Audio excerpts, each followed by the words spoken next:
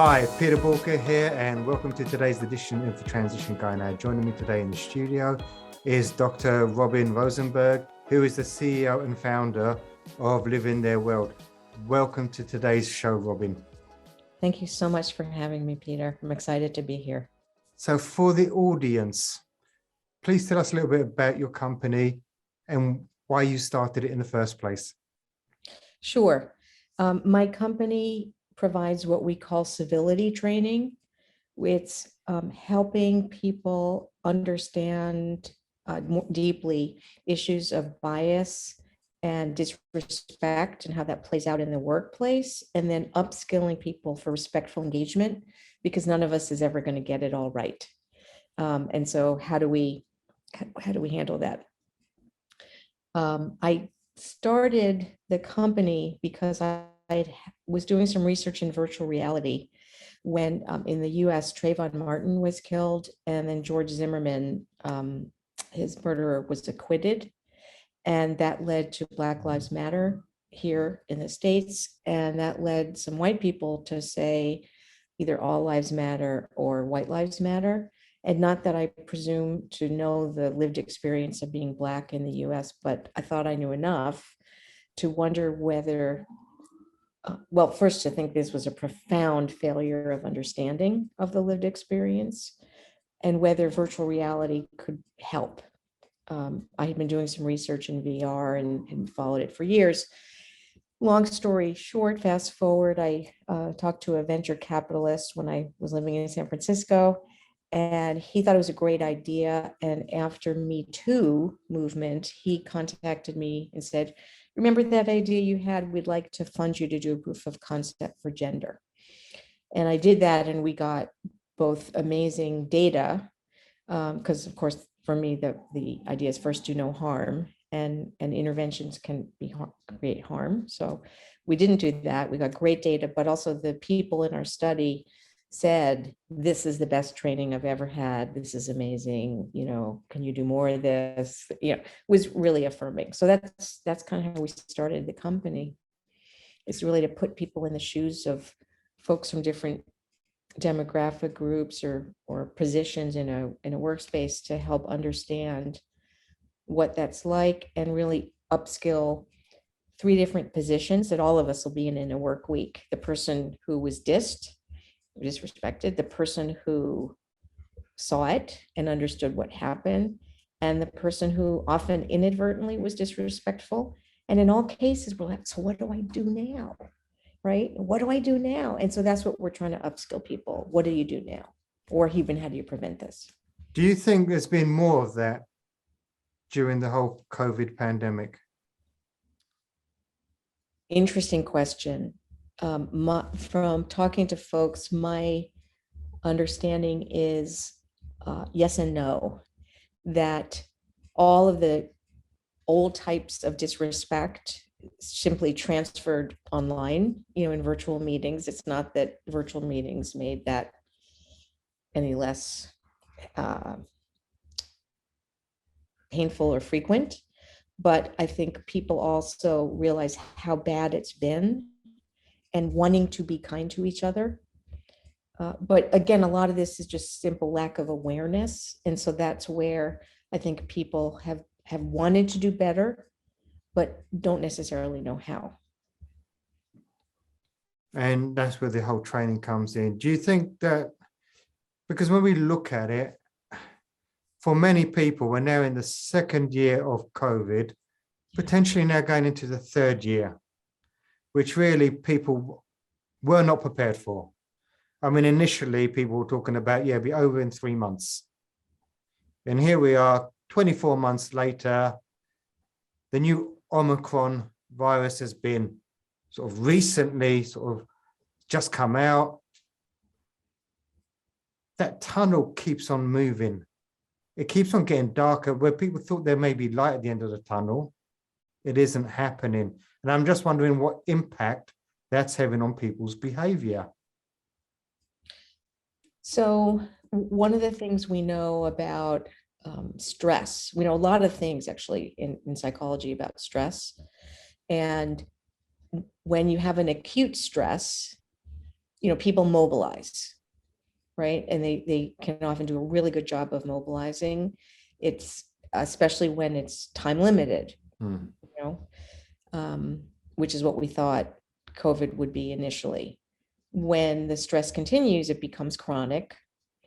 And, you have to shift gears, if you will. So, the difference between a sprint and a marathon, which is very common metaphor for entrepreneurs, and it becomes a marathon. I think part of what's happening in the world now is we thought we knew how long this marathon was, how many kilometers or miles we had to run. And unfortunately, the marathon distance keeps getting longer.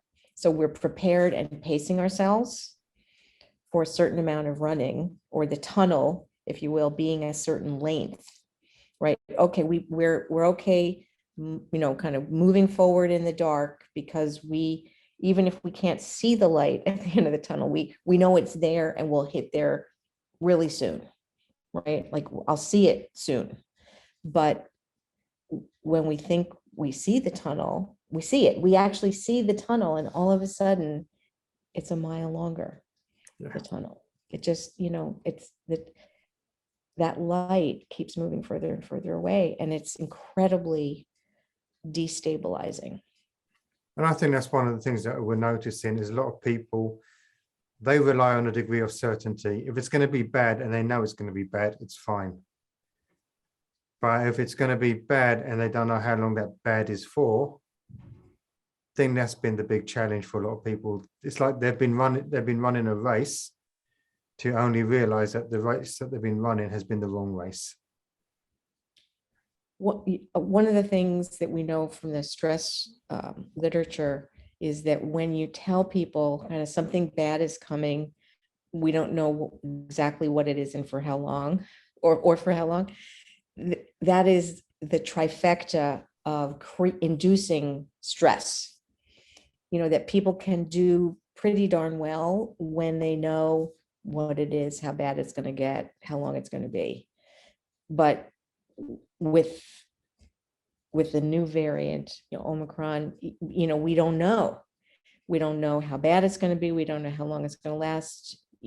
For those people who are vaccinated, we have thought on multiple occasions, okay, now we're really at the end of the tunnel. I can see people, I can go back to work, I can, in person, I can, live my life. Supply chain issues will be over.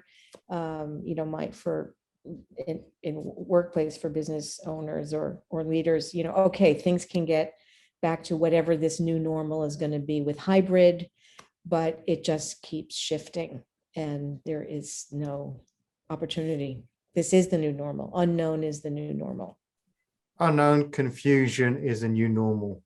So and most people are not equipped to deal with that, because if you think about it, most people in the last 30 to 40 years, yes, we've gone through some recessions. 08, 09, the great financial crisis was probably one of the biggest financial hits they've ever gone through. But the reality is, for most people, they haven't had war. They've had they've had access to education. It's been a fairly civilized world compared to what people have been used to in the past. You go back to this sort of the 20s and 30s and 40s when we've had war after war after war. There was war, persecution and everything. In the Middle East, yes, they've had their fair share of war. But people had that degree of stability. And I suppose to a degree, they got used to a different norm. Right. And now we've got supply chain issues, we've got recruitment issues, we've got COVID issues, we've got inflationary issues. We've got probably 4 or 5 things to cope with all at once on a global scale. What kind of things can people start doing to help themselves, A, adapt to this situation, and B, be more resilient with coping with it? One of the things is a word that you mentioned, which is expectations. I think the expectation that things will go back to normal, that when you come out of the tunnel, it'll be sort of a version of how it was. is not helpful.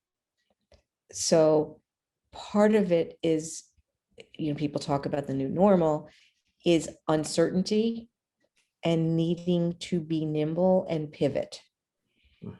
So if, and that's unfortunate for people who by personality have a high desire for certainty. So there are personality differences in this, and some people really crave certainty and predictability, and they're not likely to be entrepreneurs because it's a very uncertain path. But even for people who, in their leadership have people who with high need or high desire for certainty, it really is cultivating at least a tolerance for unpredictability and needing to pivot and change, and that there really isn't certainty, that it was always an illusion, but that's never been more clear than now. Yeah, and I think you're hitting a point there that although entrepreneurs may be better suited towards pivoting and changing, because it's a sheer nature of what an entrepreneur needs to do, very often the workforce, they work for somebody else because they want that stability. Right. And in most cases, when you're in that workplace, there has been stability. There has been a degree of stability, but even now, there isn't that stability anymore. But what's really interesting is probably leadership teams, when leading their people, they're also not equipped to be giving counseling and guidance to their employees and their teams on how to get through it. So you're probably getting employees that are working through a high level of stress, both at work or at home, which probably makes matters a lot more worse. Yes. I mean, we're talking about the Great Resignation right now. And for some people, the Great Resignation is going to be the absolute right thing to do. But I think a lot of people have done the Great Resignation out of a coping strategy due to the fact that there's uncertainty out there and, okay, I need a change without knowing what that change looks like. And they're going to end up back in employment down the line because actually their decision-making around that isn't crystal clear. And when you go to work for yourself, it's not as easy as the romance would lead you to believe. You yourself know that, being an entrepreneur. Exactly. And coaching entrepreneurs and entrepreneurs in the family. But I think that let me unpack a couple of things that you said about the Great Resignation. So my intuition has been that really part of what the Great Resignation has been about is people got burnt out during sort of the first wave of COVID and working from home, and really wanted a change, right? That they wanted to learn something new. They wanted new meaning and purpose. Meaning and purpose became a bigger issue. And it just, COVID kind of left a yucky taste in people's mouths about their work. If I don't know exactly how to describe it, but everyone pitched in and did incredibly well under very adverse circumstances, right? That's acute stress response, right? Really, and then it became chronic. And the chronic nature of it, for many people, not all people, just was like, I've been there, done that. I just want to meet new people. I want to do something new. I just want something new, like a palate cleanser. Maybe I'll take some time off between jobs. So, at some point, the Great Resignation becomes the Great Onboarding. And, it's already happening where people have their new job and they're getting onboarded either well or poorly, depending on the company and the leadership team and their manager, the hiring manager and their manager. So then the onboarding process is really a whole other story, if you will, particularly as people are hiring folks who can't be in office full time. They're hiring from a wider talent pool geographically. And so this is the new normal. There is the uncertainty of how hybrid or all remote will play out over time when we don't have to do it that way. But I think there's a sense in which we're almost over the great resignation, and it's really now the great onboarding. And that's good to hear from an employer's perspective, because for a big part, I mean, especially in the UK, with 1 million job vacancies, well, close to 1 million, those 1 million people didn't just disappear. Right. They were always there. But as you said, perhaps they took time out between jobs before they decided to, okay, I'm going to go back into the job market. Right, exactly.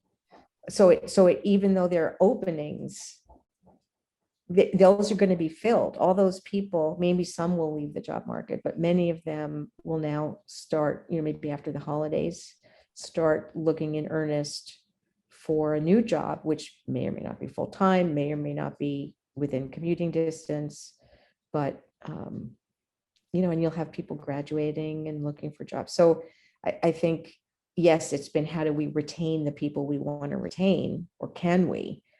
And that's always a good question to ask. I think, again, that with the whole COVID mess, people forgot about the really good, competent people and how to keep them. And, that was part of the great resignation. As we're going into a new year, so we're looking at 2022, and entrepreneurs are thinking, okay, it's going to be another, not just entrepreneurs, but people in business, whether they're employees, leadership team, or actually founder owners. They're looking at 2022. What advice can you give them to help them equip themselves for the next year ahead? One is more realistic expectations of change and pivoting will be inevitable, and really upskilling your teams. And in a sense, really clearly making explicit, that part of the culture is about being nimble, which, is always in a sense true for entrepreneurs. But again, for individual contributors or managers, it's, this is probably how it's going to be there. And although we talk about it or joke about it as entrepreneurs and startups, we need to really live this. And some of it is soliciting from your folks of, how can we help you be resilient when we anticipate the landscape ever changing, right? So it's first you want to create the expectation of that there won't be stability. I mean, the stability is, we're here, we want to help you, our employees, what can we do? Tell us how we can help you.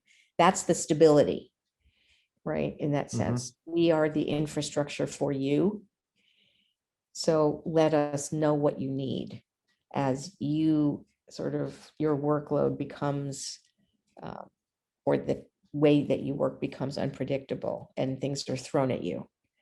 So there is stability within chaos, if that makes sense. And it's highlighting that, but it is also setting the expectation that we can make these plans. We can have quarterly goals, we can have annual goals, we can have, product plans, but they may have to change, and it will be heartbreaking for us to give our all to these plans and then have to throw them out the window. And it's how you look at it. These become exercises with these boots on the ground circumstances. What do we want to do? But knowing it may have to change. So people it also shifts how invested people get. If they, maybe they won't put their heart and soul into it, they'll always have a pulse on, well, if things change, what could we do differently, right? It's a way of thinking nimbly instead of thinking that there's a stable trajectory. Do you think perhaps we need to change what the light at the end of the tunnel looks like? Because maybe the light is different now. For sure. Absolutely. We don't know for how long supply chain issues will be an issue. We don't know what the work situation will look like if we're in a post-COVID world. The whole hybrid, remote, in-person issue is really, it's an experiment that will differ based on leadership preferences, based on what segment of the market you're in, sort of who your team is, all kinds of factors. So things will not go back to how they were before. That is absolutely for sure. I think it can help to think modularly, both in terms of projects, for instance, well, this is what we're planning for this new product, but if we have issues, what can we swap out and do differently, right? So sort of thinking that way, which is a really different way of thinking, either COVID issues or supply chain issues or sort of consumer related issues. But also within the company of thinking modularly, like, well, maybe we'll do, hybrid for this working group, and this working group can be remote unless they're cross-functional issues where people come in, and so it's really thinking swap about modules and how they can be swapped out or their needs addressed uniquely. It may not be the company as a whole, it may just be working groups. No, that's fair enough. That's fair enough. Now, do you on your website, you have some resources that can help people? Sure. We have a lot of resources on our website, in particular on our publications page. We always have a free download. It's a white paper or an ebook. The current one is The Psychology of Leading with Respect. It's managing more effectively and managing better. Which is probably needed right now more than ever. Yes. So one of the things we know about incivility and disrespect in the workplace is it is incredibly costly. It is to the organization and to the employees in a variety of ways. Leading with respect not only reduces those costs, but we know that when organizations are led with respect, leaders, managers, you get enhanced productivity, enhanced effectiveness. The bottom line is better. Products are better. Sales are better. It's just all around a financial advantage and retention, right? So this is where we get into the, you don't have the great resignation problems where people leave because, they'd rather work somewhere else. People may leave because they want to grow and they can't grow, but that happens everywhere. It does. Fantastic. And to get that download, all they do is they go to www.liveintheworld.com/publications. Exactly. People can feel free to contact me on our website, liveintheirworld.com. There's a contact us. We provide executive coaching. We provide leadership training, and we have a subscription as a service program for all organizations or teams for upskilling for respectful engagement. Which is going to be one of the key areas going into 2022. And it's quite interesting what I tend to find. We've got this hybrid of leadership out there where we've got many leaders that are now on this new program, but we've got very much a lot of older leadership that are stuck in industrial age thinking. And it's just a total mismatch, and it's going to have to be a change, because if we don't change, then people will choose to change for themselves. Yeah, that's so right. Well, and about different expectations. Yeah. So really, at the end of the day, the tunnel's going to be long and dark. You've got to just work out what you need to do to be able to navigate that tunnel, both for yourself and for those around you, whether it's your leadership team members, family members, help other people navigate. Because if we get stuck in the tunnel and we lose hope, that's when the bad stuff happens. Right. We need flashlights, and we need leaderships to really rally the troops when they flag, when they get tired in the tunnel, because now it's longer. Yeah. We really need leadership to help people rally, if you will. Yeah. And this is probably and we're probably right now in what mountaineers climbing Everest are referred to as the death zone. Yeah. we're so close to the summit. Yeah, unless we keep our wits about us, this is when probably most companies will end up going bust, because so close to the finish line, yet didn't quite make it because they ran out of oxygen. In this case, oxygen being hope Right. and mental resilience. Well, thank you Right. for being such a great guest. If Thank you. anything's resonated with you today and you want more information, just head over to bulka.com and get in touch. If you love today's episode, please like it, subscribe so you don't miss further episodes, and share it with others that may benefit. And most importantly, remember, failing to learn is learning to fail. So please stay safe. Robin, you've been amazing. Thank you so much.